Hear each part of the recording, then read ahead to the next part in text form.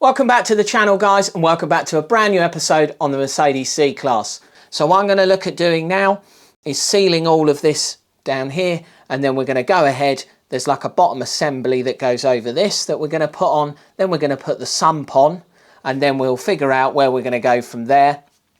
I have had a look at the head gasket as well, just comparing that to the other one, making sure that that's okay. So I'm hopeful in this episode that we're going to get really quite far on getting this thing to a point where we can look at getting it back in the car.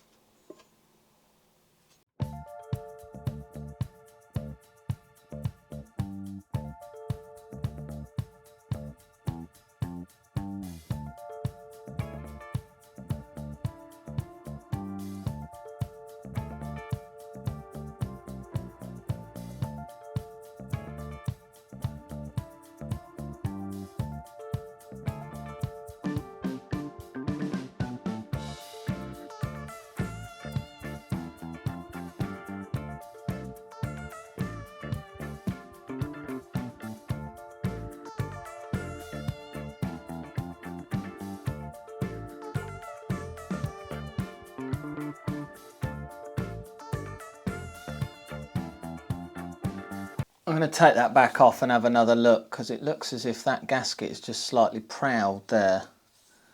I'm not entirely sure why. It looks to be sat okay, but I'll just double check that just to make sure. I did take this off and double check just to make sure that the gasket was all in place, and then I've put this back on, torqued it all up, marked the bolts. There is a little bit of the rubber gasket sort of protruding slightly there, but that seems to be as it's supposed to. It sits nicely in this plastic sump okay, so it may well be where the rear timing chest sits up against here. That just holds that in place there, but I don't see it causing any issues. So that's that bit all done. I'm just going to double check that the sump bung's tight, although I am going to change the oil. I really don't want that being loose, and the first start it all pouring the oil out.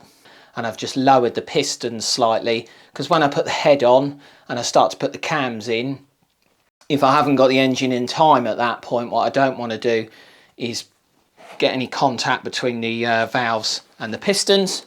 So what I'm going to go ahead and do now is I've just got the timing chain kit here, so I'm just taking that out the box, and I'm going to have a look at what I've got within the kit. So we've got the chain there.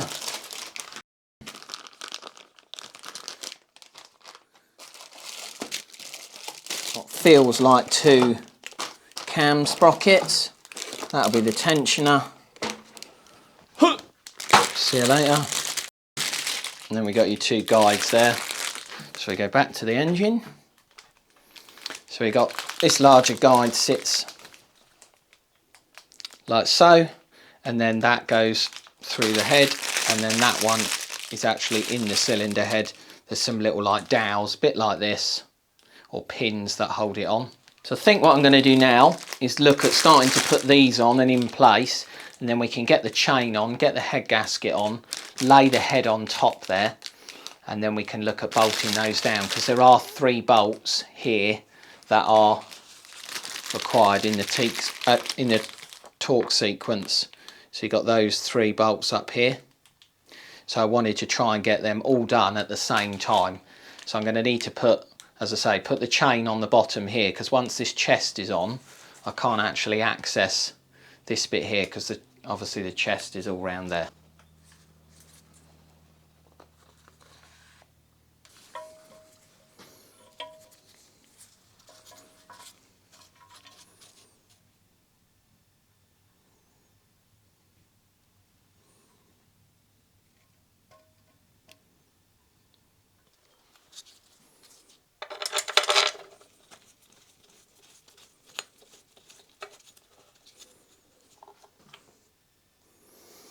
I have washed and rinsed the cylinder head as well, made sure that that's all nice and clean, blown out any oil ways or anything like that.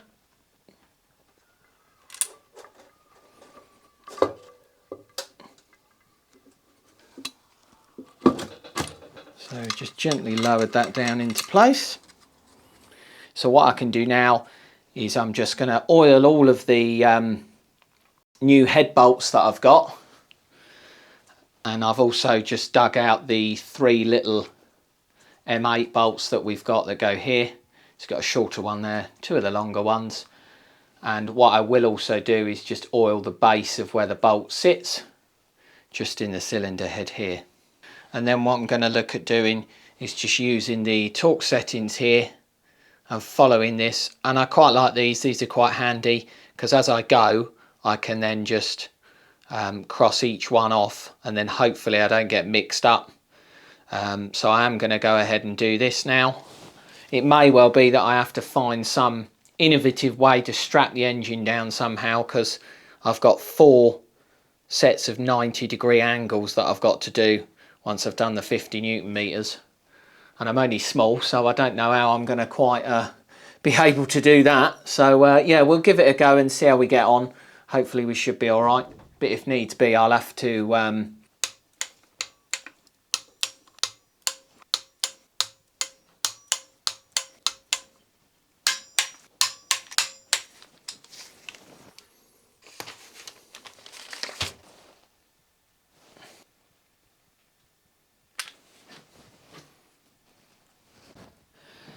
that is now all torqued up, and that was hard going. Whew, I'm sweating like mad now. I think what I'm going to do is call it a night now. I've managed to get that sorted, so I'm really pleased that that's all done. I've just marked the bolts, if I hadn't said that a moment ago, so I know that we're all okay. And as I say, I just worked my way through, just crossing off as I went. So I know I've just finished that last one, so I could cross it off, but I'll throw it away instead.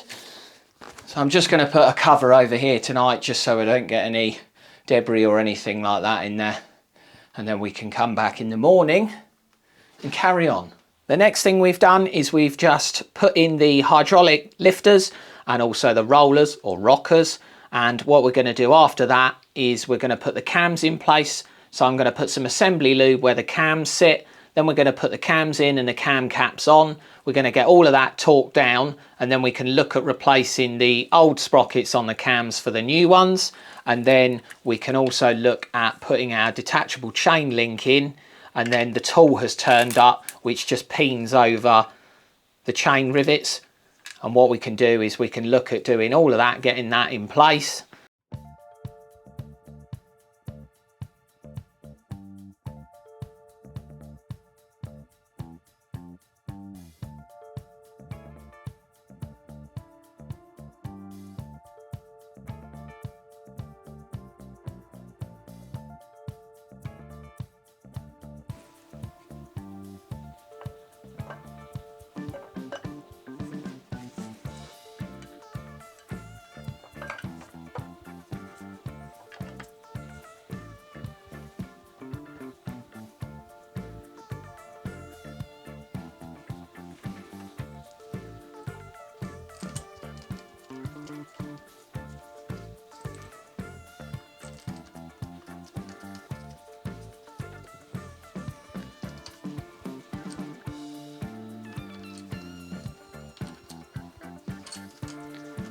I'm going to carry out the full torque sequence on the cams, including using this cam cap here. This cam cap will have to come back off in order for me to put the timing tools, the locks, in place for the cams. But for now, I just want to go ahead and put all of those in as we are.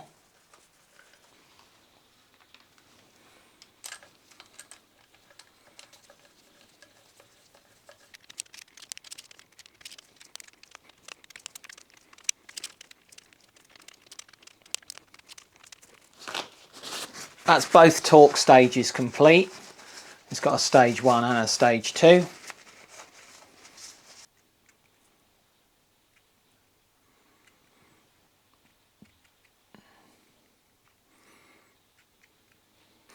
As I mentioned earlier in the video, we've lowered the pistons when we put the cylinder head on, so now we shouldn't get any contact with the valves touching the pistons. So what I'm going to do now is move the cams into place, lock them in, take the sprockets off, and then new ones on and lay the chain over. The housing that goes around the bottom pulley and the bottom pulley itself, as I mentioned before, I had taken that back off, or I was planning to take that back off and give it a clean. So I did that, and then I've put it all back on and in place, and now I've got the bottom end in time with that mark on there.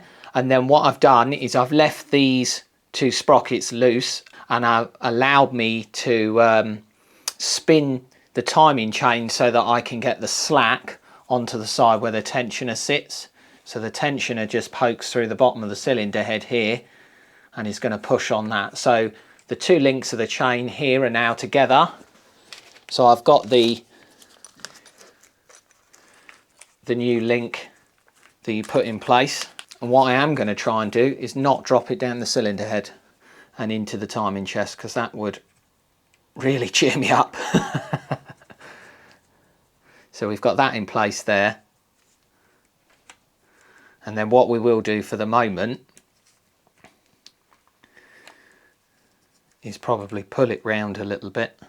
I might even see, actually, I might take this pulley back out and then do it off the pulley with the little tool. I've now managed to connect the timing chain together using the special tool, and I'll run through that in a second. But it was my first time using this, so you know, it's actually gone really well. So I've done this link here.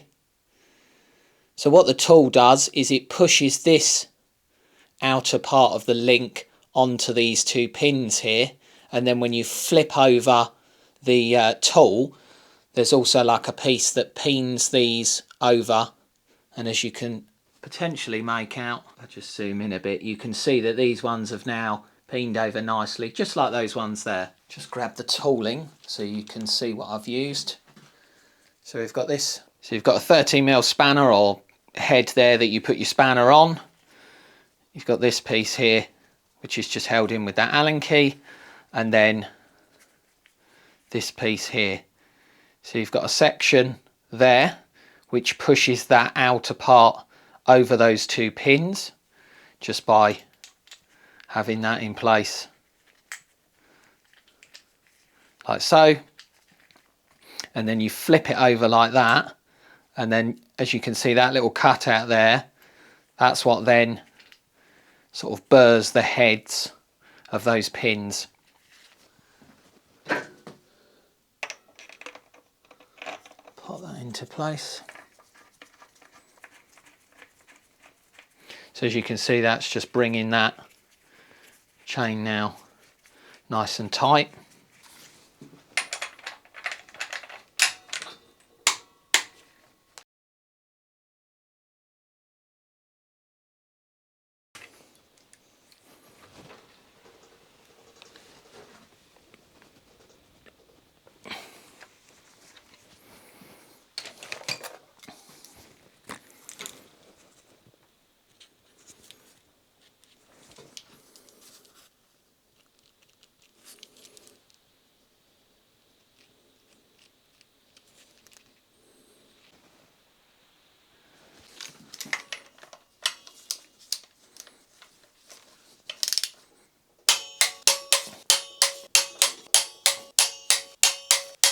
We've now completed tightening up the flex disc here, and we've rotated the engine round twice. Well, we've rotated it round more than twice, but I recommend as a minimum you rotate it twice, but we've rotated it multiple times. We've then checked to make sure that the camshaft locking tool goes back into place, that the flywheel locking tool, which is just this one here, that goes back into place, and then we've checked our mark on the crankshaft to make sure that that lines up, and that's all okay now.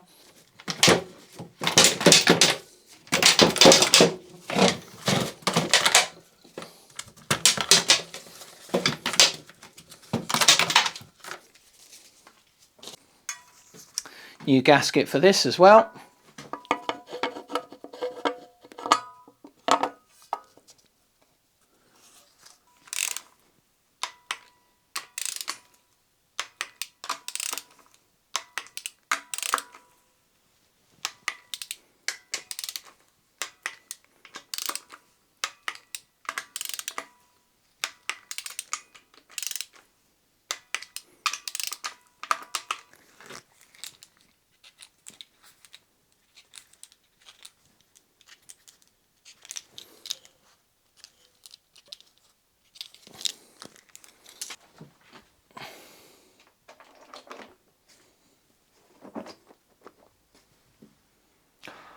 Look at that, starting to look more and more like an engine. Well, a built engine. I'll just go ahead, run all this stuff down by hand, then we'll talk that up in a minute.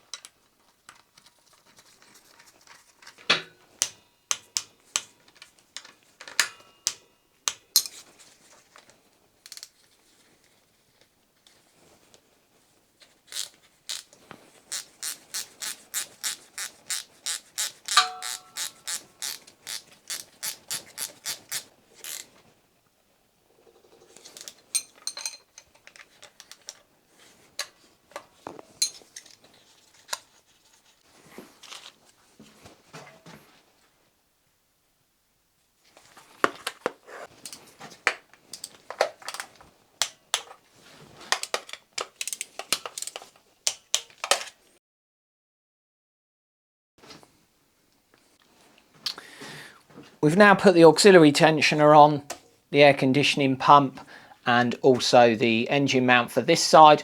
What I think I'm going to do next is probably start laying the wiring loom out, because I'm mindful that the more and more stuff that I put on, if the wiring loom's got a tut behind it, it'll be quite difficult. And I do seem to recall that one of the later things that we took off was the wiring loom. So I think that's going to be the next place for me to go, really. So I'll start laying that out and just clipping that into place.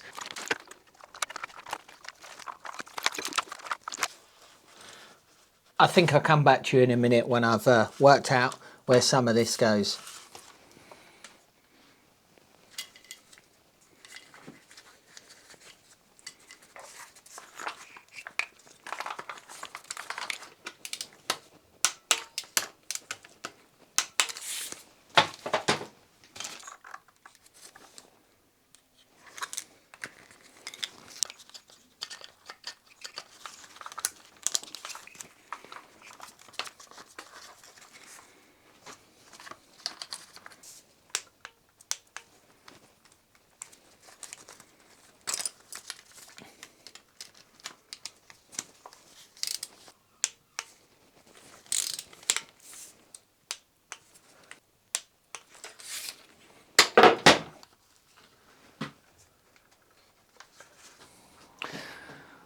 That's the fuel filter and water housing on there. I've got a new fuel filter to pop in there later. What I'm going to do now is grab the inlet manifold. I've replaced the seals on the inlet manifold and tried to give it as best a clean as I can. And just oiled all the bolts as well.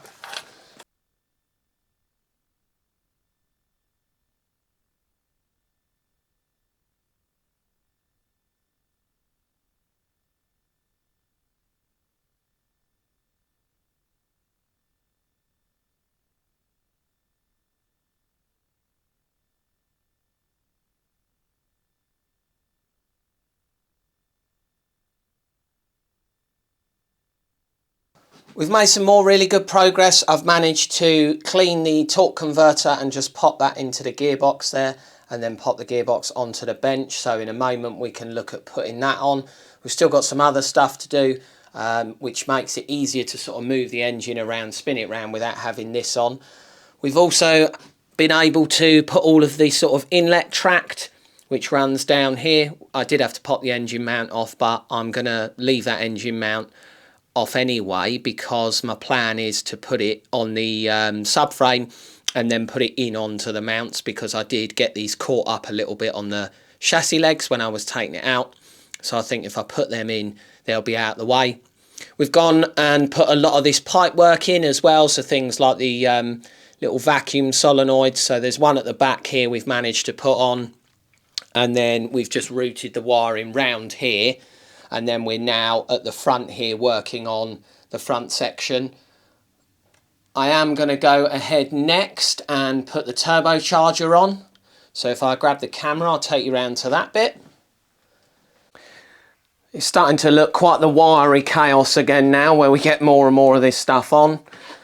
These two airbox holders, the bracketry for those, I've put them on there as well. So they're now all in place.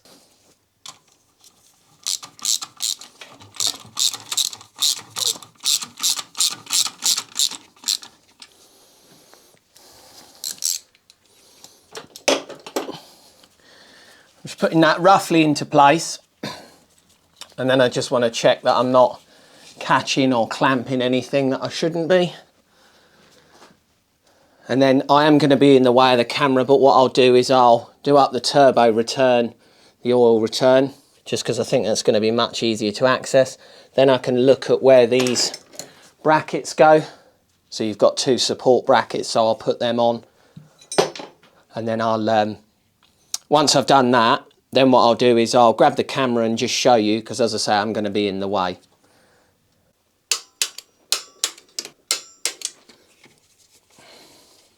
I have tested the old starter motor that was on the car, and that is no good. So I have got another one which I need to pop on there.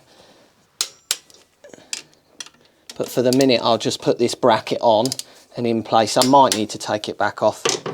Fingers crossed I won't. I also made sure that I've run the alternator cabling as well, just so that we don't get caught out with trying to get that in later. So that comes in under here to the alternator there, and then goes up over the gearbox and round the other way. So we've got that in place, that's great. We've popped that vacuum line on the back there. I'm going to put the turbo oil feed pipe on, that bracket back on that we had, and then just start looking at putting some of these little vacuum lines on. I can take my rag out of here now, and then I can also put this pipe on and in place and start clipping these on, and then I'll just bung that up with a glove for now.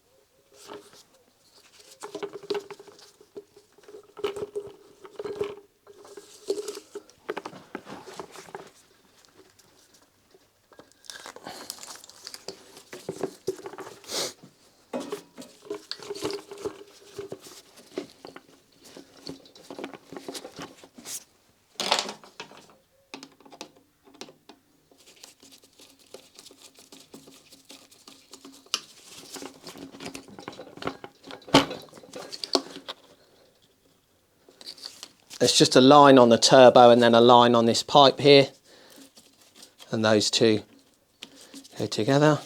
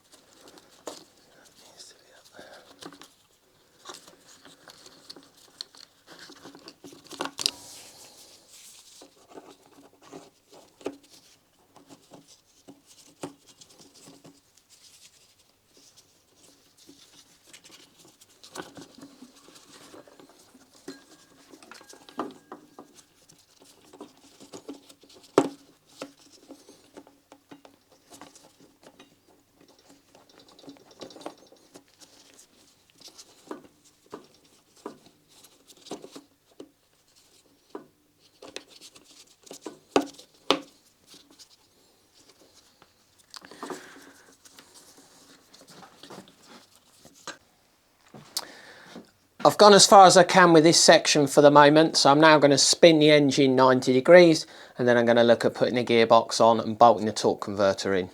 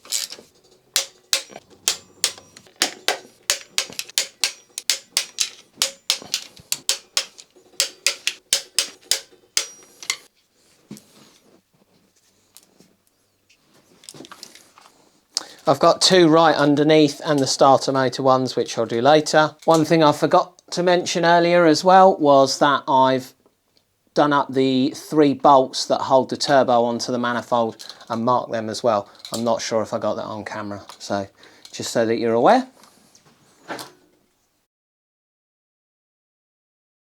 So as you can see behind me, we've managed to borrow a van and pop the whole lot in there and bring it over to the workshop. What I did do off camera was pop the starter motor in because that had turned up, and I've also popped the water pump on the front there along with the auxiliary belt. We needed those security Torx bits in order to change the water pump. God knows why they've fitted those, but they have, and we managed to get that sorted. So I think we're pretty much there with the engine, and what we're going to do in the next episode is get this thing in and get it running. So thank you so much for watching, and we'll see you on the next one.